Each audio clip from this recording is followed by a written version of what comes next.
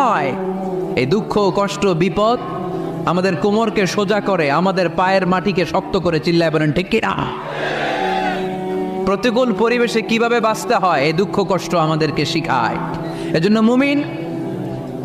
মুমিন বান্দার বৈশিষ্ট্য হচ্ছে দুঃখ কষ্ট বেদনা জ্বালা এগুলোতে সে আপসেট হয় না, সে হাল ছেড়ে দেয় না, সে ভরসা রাখে একজনের উপর। চিল্লায় বলতে হবে তিনি কে? কারণ মুমিন জানে রাত্রি যত গভীর হয় অন্ধকার তমানিসা ভেদ করে সুবহে সাদিক হয়। মুমিন জানে গর্ভবতী নারীর পেটের ব্যথা যেই দিন বাড়তে থাকে ওই দিনই নতুন মেহমান আগমনের সময় ঘনাতে থাকে। মুমিন জানে তার জীবনে দুঃখ কষ্ট বিপদ যত বাড়তে থাকে সুখের দিন কাছে আসতে থাকে। এজন্য মুমিনের হারাবার কিছু নেই। ইন্না মাআল উসরি ইউসরা, ইন্না মাআল উসরি ইউসরা। নবী হে, কষ্টের পরেই আছে আনন্দ, দুঃখের